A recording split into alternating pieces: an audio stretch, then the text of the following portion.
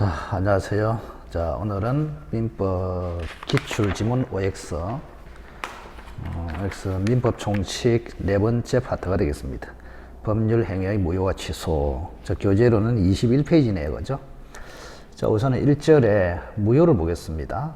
무효를 보시면 일부 무효의 법리가 있어요. 일부 무효의 법리. 그래서 137조를 보시면 일부가 무효인 때는 전부를 무효로 한다. 그러나 무효 부분이 없더라도 법률 행위를 하였을 것이라고 인정이 될 때, 즉 가상적인 의사가 인정이 될 때는 나머지 부분은 유효이다. 이렇게 돼 있네요. 그죠? 자, 그래서 일부가 무효이면은 아무 소리 없으면 전부가 무효이다. 전부 무효이다. 그러나 나머지 부분이라도 법률 행위를 했을 것이라는 가상적인 의사가 인정이 된다면 그 나머지는 그대로 유효이다. 나머지가 유효다. 그 말은 또 일부만 무효이고 나머지는 유효다. 이런 뜻이죠. 그죠? 일부 무효의 법리. 조문 그대로를 우선 기억하시기 바랍니다. 자, 그러면 1번을 한번 보실까요? 계약이 불성립했다면 무효행위 전환이나 추인에 관한 규정이 적용되지 않는다. 맞습니다. 자, 우리가 이제 성립하고 유효냐 무효냐 이게 전혀 다릅니다. 성립이 됐다면 존재하는 것이고 불성립은 존재하지 않는 것이고 그 다음에 존재를 전제로 하여 유효냐 무효냐를 판단합니다. 따라서 1번에 계약 자체가 불성립을 했다면 계약이 존재하지 아니하므로 유효냐 무효냐 이런 문제는 발생하지 않습니다. 따라서 1번은 맞네요. 계약이 불성립했다면 무효행위 전환, 무효행위 추인에 관한 규정이 적용되지 않습니다. 성립을 전제로 해서만 적용된다. 자, 2, 3번은 137조 일부 무효에 관한 법리네요. 자, 이번에 일부분이 무효인 때는 원칙은 전부를 무효로 한다. 2번은 O 맞습니다. 자, 그래서 여기 다시 보시면 137조 법률 행위 중에서 일부가 무효이면은 원칙은 전부 무효로 간다. 그러나 나머지 부분이라도 법률 행위 했을 것이라는 가상적인 의사가 인정된다면 그 나머지는 유효하다. 즉 일부만 무효이다. 이거를 꼭 기억하십시오. 일부 무효의 법리. 자, 그런데 137조의 특칙이 하나 있어요. 특칙은 약관법 16조가 있어요. 약관 조항 중에서 일부가 무효이면은 전부 무효로 가는 것이 아니고 그 일부만 무효이고 나머지는 유효이다. 그래서 민법의 원칙과 약관법의 특칙이 정반대로 되어 있습니다. 자, 그래서 3번에 약관의 일부가 무효이더라도 나머지 부분만으로 유효함이 원칙이다. 맞네요. 그죠? 그래서 약관 중에서 약관규제법 16조에 의하면 약관 중에서 일부 조항이 무효이면은 그 일부만 무효이고 나머지 부분은 유효함이 원칙이다. 맞습니다. 민법의 137조하고 정면으로 충돌이 됩니다. 자, 4번에 보시면 폭리행위로 무효가 되는 법률행위는 다른 법률행위로 전환될 수 있다. 전환. 자, 추인과 전환이 있거든요. 추인과 전환. 추인, 전환. 추인은 무효를 유효로 살린다. 이게 추인이고, 전환은 무효행위를 다른 행위로 만들어서 살린다. 이거는 그 자체를 살린다. 다른 걸로 만들어서 살린다. 그런 뜻이에요. 그래서 추인과 전환은 원래 절대적 무효는 되지 않습니다. 상대적 무효만 됩니다. 그런데 절대적 무효 중에서 반사회적 무효하고 불공적 무효가 있거든요. 그래서 반사회적 무효는 추인으로 살려낼 수도 없고 다른 행위로 전환해서 살려낼 수도 없어요. 근데 불공정 추인은 안 되지만 전환은 가능하다는 것이 판례입니다. 특이하기 때문에 여기 시험에 잘 나옵니다. 자, 반사회적 무효는 추인도 안 되고 전환도 안 되고 불공정 무효는 추인은 안 되는데 전환은 된다. 예를 들어서 10억짜리를 1억으로 매매하면은 불공정 무효입니다. 그때 재판에서 판사의 조정하에 매매 대금을 1억에서 7억으로 전환해서 유효인 것으로 바꿀 수가 있다 이 말입니다. 그죠? 자, 10억짜리를 1억으로 매매했을 때는 불공정으로 무효. 거기서 10억짜리를 1억에서 7억으로 바꾸면 유효인 것으로 전환될 수도 있다. 간단하게. 안 그러면 외우셔도 돼요. 그래서 반사회적 무효는 무조건 안 되고 불공정 무효는 추인은 안 되는데 전환은 된다. 그래서 4번도 맞네요. 불공정 무효, 폭리행위 무효는 다른 법률행위로 전환은 될 수 있다. 맞습니다. 자, 5번에 보시면 5번에서부터는 추인이네요. 그죠? 추인. 자, 확정 무효인 법률행위도 추인하면은 유효한 법률행위가 된다. 자, 추인은 139조에 있거든요. 139조. 무효행위. 무효행위를 유효인 것으로 살려낸다. 이거를 추인이라 합니다. 근데 여기도 조문을 잘 보시면 원칙은 추인을 하여도 효력이 생기지 않는다. 즉 추인이 안 된다고 되어 있습니다. 추인이 안 된다고. 근데 예외가 있어요. 예외는 추인이 되는 것으로 되어 있어요. 어떻게 됐냐? 무효임을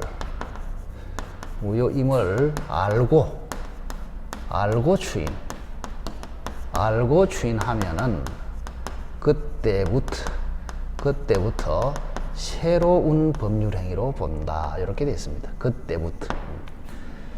자, 그때부터는 말은 비소급적이죠. 그죠? 비소급적 유효를 인정할 수는 있다. 예외적으로. 자, 그래서 무효인 행위는 추인을 인정하지 않는 것이 원칙인데 다만 예외적으로 무효임을 알고 추인하면은 비소급적 추인은 인정하겠다.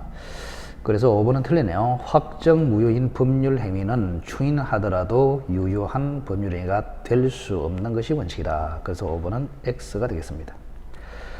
자, 6번에 무효인 법률 행위를 추인하면 처음부터 새로운 법률 행위를 한 것으로 본다. 원칙에 따라서 무효인 법률 행위는 추인도 안 되지만 무효임을 알고 추인하더라도 처음부터가 아니고 그때부터입니다. 그때부터. 그래서 6번은 틀리네요. 처음부터 하면은 소급적 유효가 되잖아요. 그런데 무효행위 추인은 소급적 추인이 아니고 비소급적 추인. 그래서 6번은 제가 봤을 때는 이중으로 틀렸다. 무효임을 알고 추인한 것도 아니고, 즉 추인 자체가 안 되고, 첫째는 설사 무효임을 알고 추인하더라도 그때부터 이래야지 처음부터 했으니까 틀렸습니다. 그래서 6번은 만신창이로 틀렸네요. 자, 7번에 사회질서 위반으로 무효다. 반사회적 무효. 자, 반사회적 무효는 추인도 안 되고 전환도 안 된다. 그 7번은 맞네요. 그죠? 자, 8번에 불공정 무효는 추인하여도 효력이 생기지 않는다. 맞습니다. 7, 8번 반사회적 무효, 불공정 무효는 추인이 되지 않습니다. 자, 9번에 주택부의 전매행위 제한. 이 전매행위 제한 규정은 단속 규정이라고 봅니다. 단속 규정. 단속 규정은 단속만 하지 효력을 무효로 만들지 않습니다. 그래서 전매가 제한되어 있는데 전매를 해버렸다. 그렇더라도 전매행위 자체는 유효이고 다만은 단속되어서 처벌을 받습니다. 전매약정은 유효이다. 맞네요. 그죠? 자, 10번에 무권리자가 갑의 권리를 자기 이름으로 처분했다. 갑이 그 처분을 추인하면은 처분 행위의 효력이 갑에게 미친다. 자, 이거를 우리는 무권리자의 처분이라 합니다. 무권대리 추인하고 좀 다르죠. 그죠? 무권리자의 처분. 무권리자, 권리가 없는 자의 처분. 무권리자의 부담 행위는 유효, 무권리자의 처분 행위는 무효입니다. 무효야. 그런데 이 무효인 처분을 권리자가 추인을 해버린단 말이야. 추인을 하면은 유효로 됩니다. 그래서 무권대리 추인과 똑같이 처음부터 소급적 유효가 돼버립니다. 이렇게. 자, 무권리자가 처분하면은 무효인데 거기에다가 권리자가 추인을 해버리면, 즉 무권리자 처분에 대한 추인을 해버리면 무권대리 추인과 마찬가지로 소급적 유효가 됩니다. 소급적 유효 이렇게.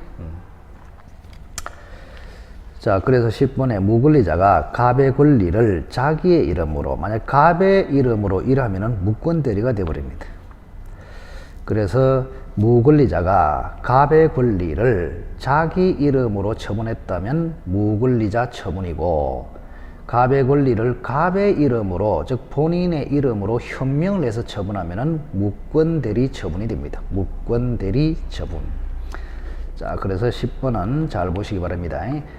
무권리자가 권리자의 이름으로 처분한 것이 아니고 무권리자 자신의 이름으로 처분했다. 이거를 무권리자의 처분이라고 합니다. 자, 이제 권리자가 그 처분을 추인하면은 처분 행위 효력이 갑에게 미친다. 즉 유효하다. 정확하게 맞습니다. 그래서 10번 옆에다가는 무권리자 처분에 대한 추인은 무권대리 추인과 마찬가지로 소급적 유효이다. 무권리자 처분은 무권대리 처분과 마찬가지로 소급적 유효로 된다. 꼭 기억하십시오.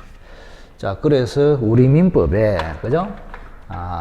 무권리자 처분에 대한 추인은 무권대리 추인하고 같습니다.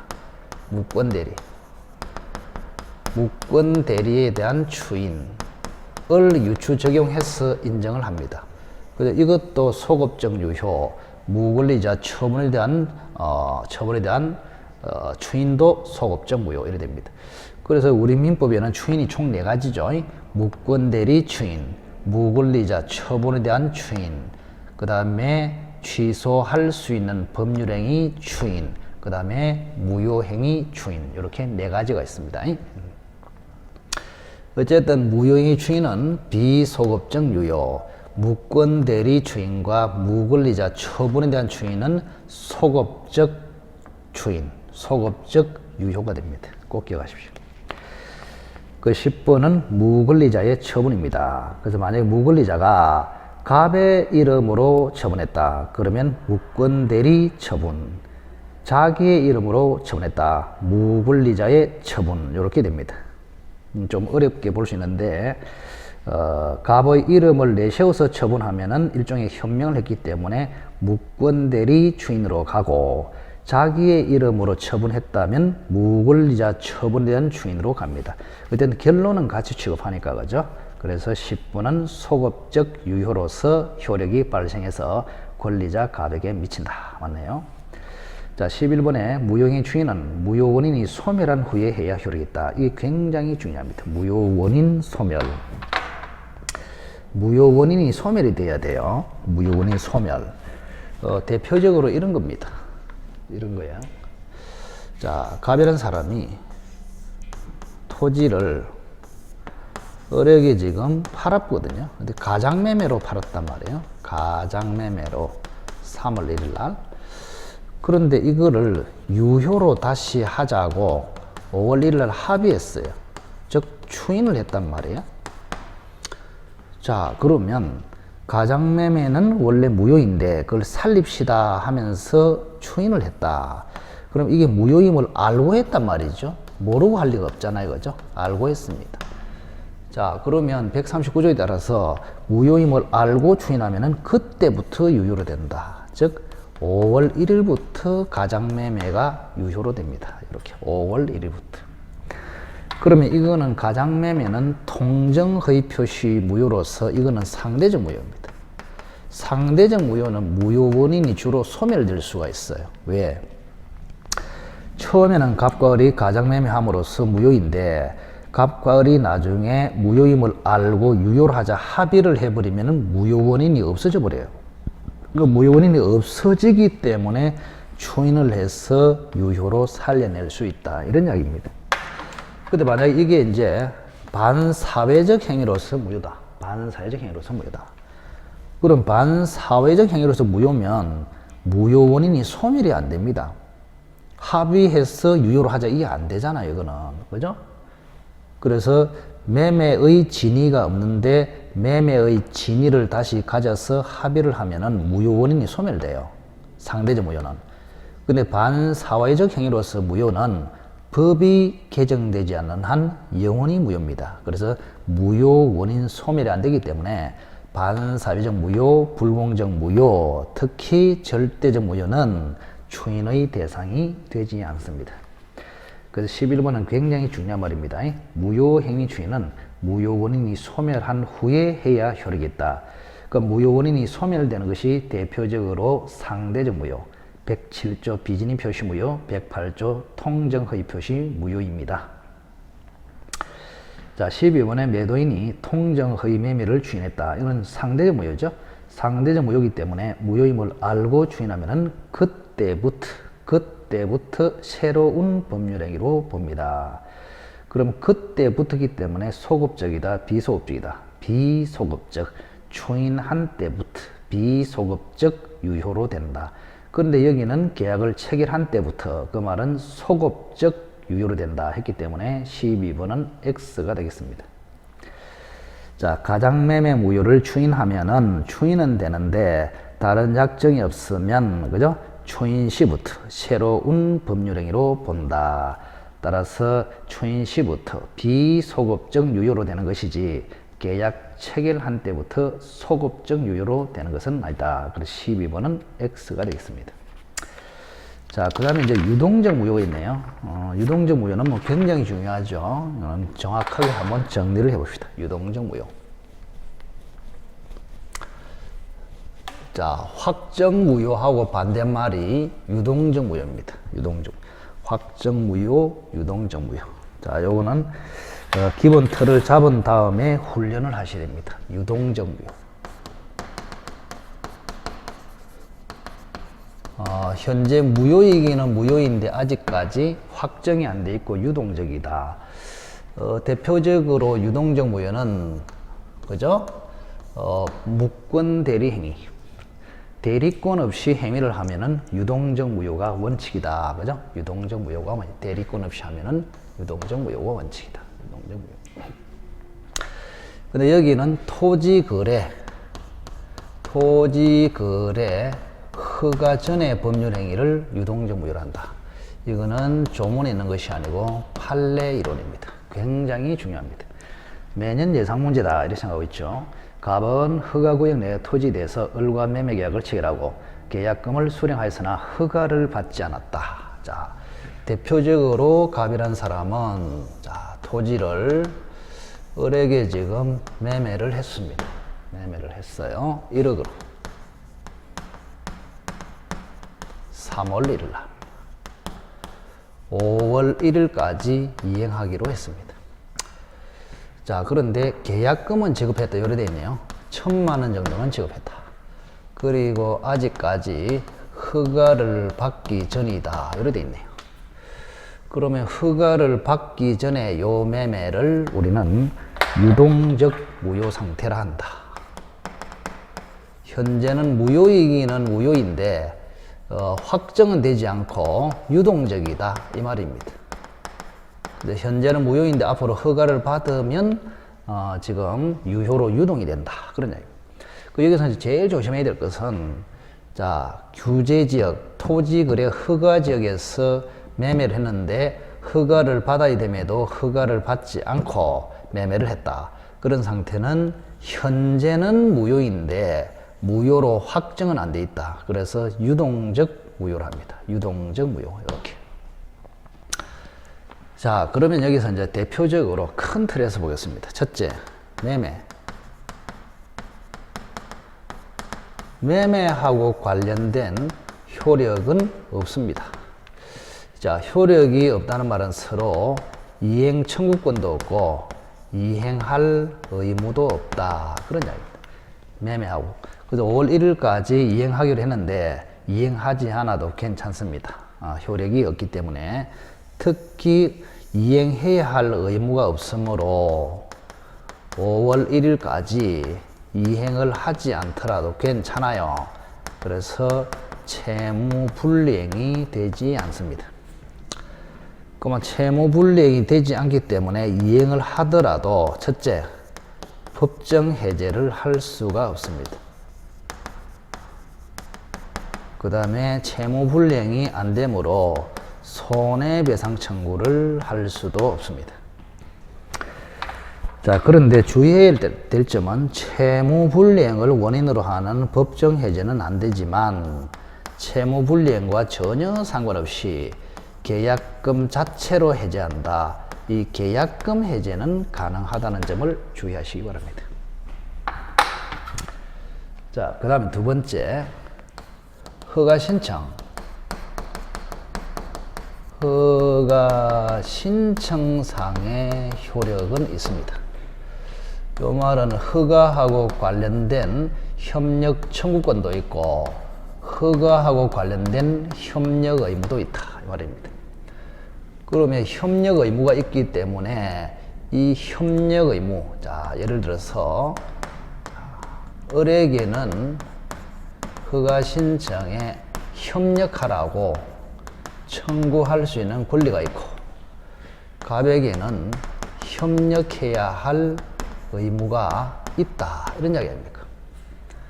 그럼 갑에게 협력 의무가 있음에도 협력 의무를 위반했습니다. 즉 협력을 안 했다 이런 이야기입니다. 자, 이런 경우에 을의 조치는 어떤가? 이것도 중요합니다. 자, 을의 조치는 첫째는 소송으로 청구해서 해결할 수 있습니다. 즉 소구할 수 있다. 협력이행 청구 소송을 해서 판결을 받아서 협력을 받아낼 수도 있다 이 말입니다. 그 다음 두 번째, 협력 의무를 위반했다고 해서 매매 자체를 법정 해제할 수는 없다. 왜? 협력 의무는 주된 의무가 아니죠. 갑의 입장에서 보면 주된 의무는 소유권 이전 의무지 허가 신청에 협력할 의무는 종된 의무입니다. 그래서 부수적인 의무나 종된 의무인 협력 의무를 위반했다고 해서 해제는 되지 않습니다. 그러나 손해배상 청구는 가능하다는 것이 판례입니다. 꼭 기억하십시오. 그저 여기하고 다르네요. 채무불이행을 원인으로는 법정 해제도 안 되고 손해배상 청구도 안 되지만 협력 의무 위반을 이유로 법정 해제는 안 되지만 손해배상 청구는 가능하다는 점을 기억하십시오. 자, 그래서 협력 의무는 종된 의무, 부수적인 의무이기 때문에 그거를 위반했다고 해서 해제 자체는 할 수 없고 대신에 손해배상을 청구할 수 있다. 그 다음에 세 번째. 자, 저기처럼 이미 계약금이나 중도금을 지급을 해버렸을 때 이런 경우에 유동적 무효라고 해서 부당이득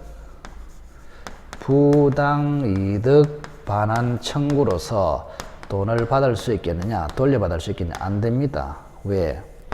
확정 무효이면은 갑은 계약금을 부당이득하고 있기 때문에 을은 갑에게 반환 청구를 할 수 있어요. 근데 유동적 무효는 허가받으면 유효로 바뀝니다. 그래서 갑의 입장에서는 부당이득이 아니고 정당한 이익을 하고 있기 때문에 을은 갑에게 부당이득 반환 청구로서 돈을 찾아올 수 없습니다. 자, 그러나 만약에 확정 무효, 유동적 무효가 아니고 확정 무효가 되어버렸다. 그때는 부당이득 반환 청구를 할 수가 있습니다. 이렇게. 그 다음 네 번째, 유동적 무효 상태에서도 별도의 무효나 취소 사유가 있는 경우가 있거든요. 저기도 가장매매로서 무효, 통정허위 표시로서 무효, 사기, 강박, 착오로서 취소 사유, 별도의 무효 취소 사유가 있으면 이거를 허가 신청하기 전에 미리 주장을 해서 미리 확정 무효로 만들 수 있다. 그럼 확정 무효가 되면 허가 신청에 협력할 필요도 없잖아요. 그죠? 그래서 이것도 별도의 무효나 취소 사유가 있으면 미리 주장해서 확정 무효로 만들 수 있다. 그 다음 다섯 번째. 자, 유동적 무효에서, 그죠? 첫째, 확정 무효로 되는 사유 대표적으로 세 가지.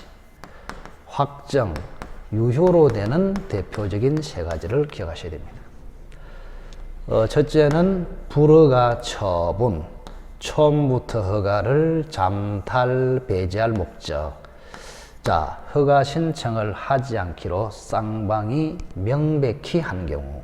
자, 불허가 처분, 그 다음에 처음부터 허가를 잠탈 배제, 허가 신청을 하지 않기로 명백히 합의. 자, 확정 유효 사유는 허가 처분, 허가 구역 지정 해제, 지정 기간이 만료되었으나 재지정이 없다. 대표적인 것만 쭉 기억하시면 됩니다. 자, 이거는 워낙 중요하기 때문에 제가 판서로서 상세히 봤습니다. 자, 그러면 1번부터 한번 볼까요? 유동적 무효. 자, 갑과 을의 계약이 처음부터 허가를 배제 잠탈. 자, 처음부터 허가를 배제 잠탈 나오면 확정 무효이다. 맞네요. 자, 그 다음 2번을 보시면, 자, 유동적 무효에서 마지막으로 중간 생략 등기 있잖아요. 중간 생략 등기. 중간 생략 등기는 이미 돼버렸다면 유효이고, 3자 합의가 있으면 청구할 수도 있습니다. 그런데 유동적 무효나 토지거래 허가지역에서는 중간 생략 등기가 전면적으로 금지됩니다. 무조건 허용되지 않습니다.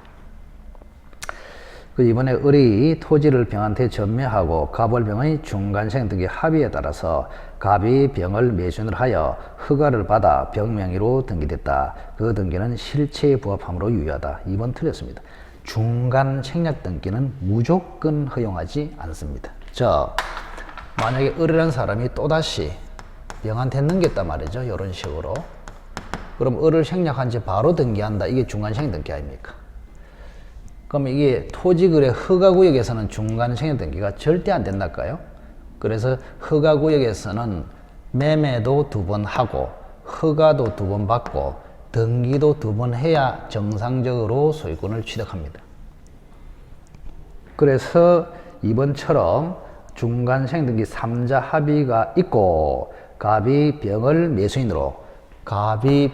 매수인으로 허가까지 받았다 하더라도 중간 생략 등기를 하는 것은 무조건 무효입니다. 절대 안 됩니다. 절대 안 돼. 그래서 정상적으로 매매도 2번, 허가도 2번, 등기도 2번 하라. 이런 이야기입니다. 그래서 2번은 틀렸습니다.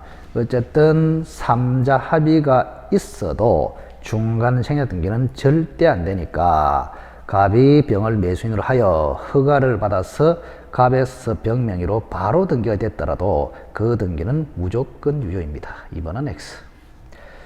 자, 3번에 허가가 있기 전에, 즉 유동적 무효 상태에서는 권리 의무가 없습니다. 따라서 갑에게는 소유권 이전 등기 의무가 없다. 을에게는 대금 지급 의무가 없다. 이렇게 맞죠? 3번도 X가 되겠습니다. 자, 뒤로.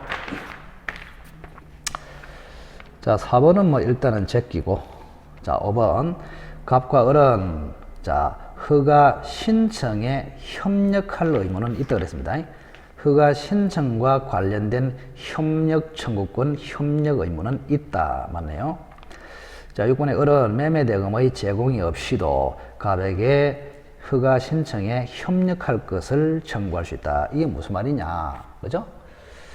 자, 여기 보시면, 자, 갑은 허가 신청에 협력할 의무가 있는데 을은 대금 지급 의무가 없습니다. 허가 신청에 협력할 의무는 있는데 을에게 대금 지급 의무는 없어요. 그러면 갑의 협력 의무하고 을의 대금 지급 의무는 동생관계가 아니다 말이죠. 그래서 갑은 당연히, 그죠? 대금 지급 의무가 없기 때문에 대금을 제공하지 않고 을에게 얼마든지 협력을 청구할 수 있다. 맞네요. 그죠? 6번은 맞습니다. 자, 을은 매매대금 제공 없이도 갑에게 협력할 것을 청구할 수 있다. 자, 을의 대금 지급 의무와 갑의 협력 의무는 동생관계가 없습니다.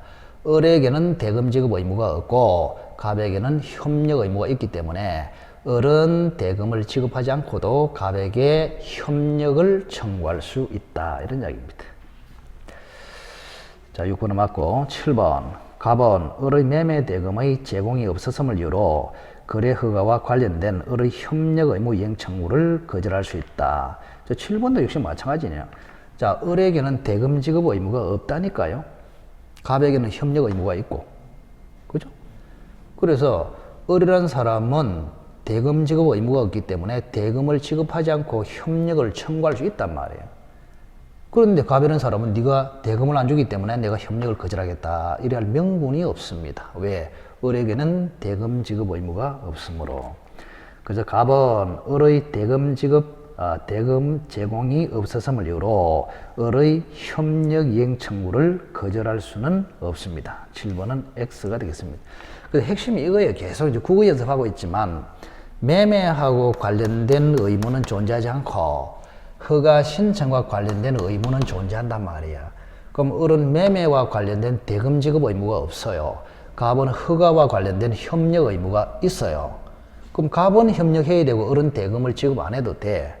그런데 이 을이란 사람이 갑에게 협력을 청구했을 때 갑이라는 사람이 네가 대금을 안 주니까 거절하겠다. 이거는 말이 안 되잖아요. 그죠? 을에게 대금 지급 의무도 없는데 그런 이야기입니다. 그래서 7번도 틀렸죠. 갑은 을의 매매 대금 이행 제공을 없었음을 이유로 협력 이행 청구를 거절할 수는 없다. 이래야 맞습니다. 자, 8번에 허가를 받기 전에 을은 갑의 이전 등기 의무 불이행을 이유로 계약을 해지할 수 없다. 즉 유동적 무효 상태에서는 채무 이행을 하지 않아도 채무 불이행이 되지 않기 때문에 법정 해제도 할 수 없고 손배 청구도 할 수 없습니다. 그래서 8번은 맞네요. 그죠?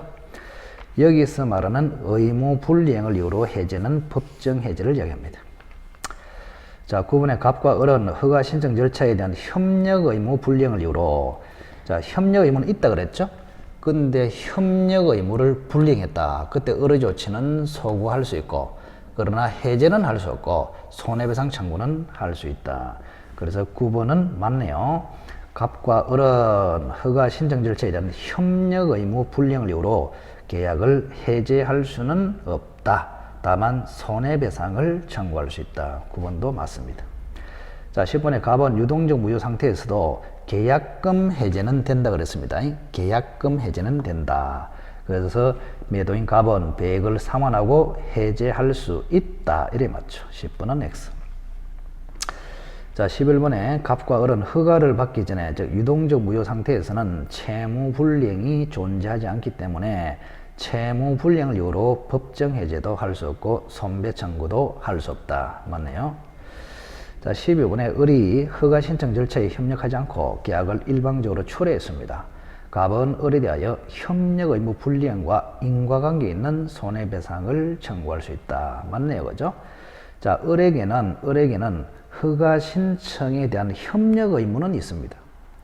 근데 을이 협력을 해야 되는데, 그죠? 허가 신청에 협력해야 되는데 협력을 하지 않고 계약을 철회해 버렸어요. 그래서 갑이 손해봤어.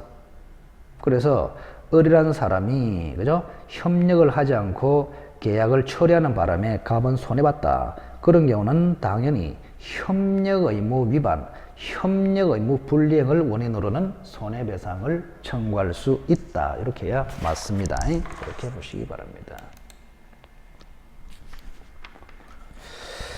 자, 13번 한번 볼까요? 자, 매수인은 계약이 현재 유동적 무효 상태라는 이유로 이미 지급한 계약금을 부당이득으로 반환 청구할 수 있다. 안 된다 그랬죠. 이미 지급한 계약금이나 중도금은 부당이득 반환으로 청구할 수 없다. 확정 무효가 돼야 반환 청구할 수 있다 그랬습니다. 13번은 X입니다. 자, 14번에 불허가 처분이 있습니다. 자, 불허가 처분이 되면은 확정 무효가 되죠. 확정 무효가 됐을 때 드디어 을은 갑에게 부당이득을 이유로 반환 청구를 할 수 있다. 이래 맞죠. 그죠? 14번도 X가 되겠습니다. 자, 15번은 요겁니다. 별도의 무효나 취소 사유가 있으면 미리 주장해서, 즉 허가 신청하기 전에 미리 주장해서 확정 무효로 만들 수 있다. 자, 15번에 을의 강박에서 계약이 체결된 경우에 현재 무효 상태이더라도 갑은 강박을 이유로 계약을 취소할 수 있다. 이래 맞죠. 그죠? 그래서 현재 유동적 무효 상태이더라도 허가 신청 전에 강박을 이유로, 사기를 이유로, 착오를 이유로 취소해서 확정 무효로 만들어서 협력 의무에 거절할 수 있다. 협력 의무를 거절할 수 있다. 이게 판례입니다. 그래서 15번은 X입니다. 현재 유동적 무효 상태이더라도 갑은 강박을 이유로 계약을 취소할 수 있다. 따라서 확정 무효로 만들어서 협력 의무에서 벗어날 수 있다. 자, 15번은 X. 자, 16번. 허가 구역 지정이 해제됐나요? 자, 허가 구역 지정이 해제되면은 여기 있네요. 자, 허가 처분, 허가 구역 지정 해제, 지정 기간이 만료되었음에도 재지정이 없다. 그때는 확정 유효로 바뀝니다. 그죠? 확정 무효로 바뀐다. 16번도 틀렸네요. 허가 구역 지정이 해제되면은 확정 유효로 되는 것이다. 이래 맞죠. 16번은 X. 자, 17번에 불허가 처분이 있으면 확정 무효가 된다. 맞네요. 자, 18번에 쌍방이 허가 신청을 하지 않기로 명백히 하면은 확정 뭡니까? 확정 무효입니다. 확정 무효. 자, 확정 무효 사유는 불허가 처분, 처음부터 허가를 잠탈 배제할 목적. 자, 허가 신청을 하지 않기로 쌍방이 명백히 한 경우 그렇습니다. 자, 그래서 18번도 맞네요. 그죠? 자, 19번은 조금 어렵습니다. 지금은 제외입니다. 자, 20번에 매매계약이 정지조건부 계약이었는데 그 조건이 허가를 받기 전에 이미 불성취로 여기 이제 확정 무효 사유가 그죠? 세 가지라고 했는데 네 가지 하나 더 추가를 하면 정지조건하고 불성취로 확정된다. 이거는 불능조건하고 같은 말이거든요. 그러면 불능조건이 정지조건하고 결합됐거든요. 그때는 우리 외우라 그랬죠. 부정무가 됩니다. 부정무효, 확정무효가 된단 말이에요. 그죠? 부정무, 기해무, 부정무 이렇게 배웠잖아요. 그죠? 불능조건이 정지조건이면은 무효, 부정무, 불해유. 그죠? 자, 그래서 요 하나를 더 추가하시기 바랍니다. 확정 무효 사유는 정지 조건하고 불능 조건이 결합이 되어도 됩니다. 자, 그래서 20번은 정지 조건하고 이미 불성취로 확정됐다. 그 말은 불능 조건이나 마찬가지입니다. 그래서 불능 조건이 정지 조건하고 결합되었으므로 부정무, 확정 무효로 된다. 자, 20분도 조금 어려울 수가 있는데 우선은 그렇게 훈련하시고. 자, 21번은 판례네요. 자, 확정 무효가 됐을 때, 그죠? 그 계약이 확정 무효로 되는데 책임 있는 사유가 있는 자도 확정 무효를 주장할 수 있다. 그게 이제 갑하고 을 중에서 을이 잘못해가지고 확정 무효가 됐단 말이야. 예를 들어서 을이 잘못해서 확정 무효가 됐을 때 잘못한 을도 확정 무효를 주장할 수 있다. 이게 판례입니다. 그래서 귀책 사유 있는 을도 확정 무효를 주장할 수 있는데 그 주장하는 것이 신의 측에 반하지 않는다. 이런 판례가 있습니다. 그래서 21번도 맞습니다. 자, 갑 때문에 확정 무효가 됐더라도 갑조차도 확정 무효를 주장할 수 있다. 그런 뜻입니다. 21번은 O. 자, 21번 볼까요? 갑은 허가구역 내에 있는 그 소유 X토지에 관하여 을과 매매계약을 체결하였다. 비록 허가를 받지 않았으나 확정 무효로 되는 것은 아니다. 자, 확정 무효로 되는 것은 아니다. 그 말은 확정 유효이거나 유동적 무효를 골라라 이 말입니다. 자, 우선 1번의 위 계약은 허가를 받지 않았기 때문에 유동적 무효 상태에 있다. 맞네요. 그죠? 자, 이번에 을이 채무를 이행하지 않더라도 갑은 해제할 수 없다. 왜? 자, 유동적 무효 상태에서는 이행 의무가 없다. 따라서 이행하지 않더라도 채무 불이행이 아니다. 그러면 채무 불이행이 없으니까 해제할 수는 없습니다.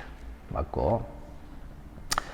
자, 4번에 갑은 을의 매매대금 이행 제공이 없음을 이유로 허가 신청에 협력 의무 이행을 거절할 수 없다. 이만 했죠.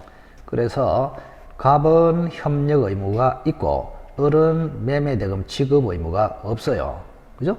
따라서 갑은 협력 의무가 있는 갑은 매매대금 지급 의무가 없는 을이 이행을 안 한다고 해서 협력 의무가 있는 갑이 협력 의무 이행을 거절할 수는 없습니다. 맞네요. 그죠? 이행. 이해가 아니고 이행이네요. 이행. 이행. 자, 어쨌든 3번. 자, 갑에게는 협력 의무가 있고 을에게는 매매대금 지급 의무가 없으므로 갑은 을의 매매대금 지급 의무가 없다고 해서 그죠? 협력 의무를 거절할 수는 없습니다. 맞네요. 그죠? 자, 4번에 허가구역 지정기간이 만료되었으나 재지정이 없다. 지정기간이 만료되었으나 재지정이 없을 때는 확정유예로 된다. 맞네요. 자, 을이 갑에게 전매를 했다 돼 있네. 을이 병한테 전매를 했다. 그럼 전매를 하면은 주로 중간생략등기 문제 아닙니까? 자, 병한테 전매를 했다. 자, 을이 병에게 전매하고 병이 자신과 갑을 매매 당사자로 하는 허가를 받아 갑으로부터 곧 바로 병이 등기를 이전받았다. 즉 중간 생략 등기 받았다면은 그 등기는 유효이다. 이게 X네요. 5번이 정답입니다. 유동적 무효에서 토지거래 허가구역에서 규제지역에서 중간 생략 등기는 무조건 무효입니다. 무조건 무엇이 어쩌고 저쩌고 하면 유효다. 이건 전부 다 틀렸습니다. 그래서 방과로 5번은 중간 생략 등기 하는 것이기 때문에 무조건 그 등기는 무효이다. 5번만 X가 되겠습니다. 자, 그 정도가 무효이거든요. 그래서 여기까지 하고 조금 쉬었다가 취소를 하도록 하겠습니다.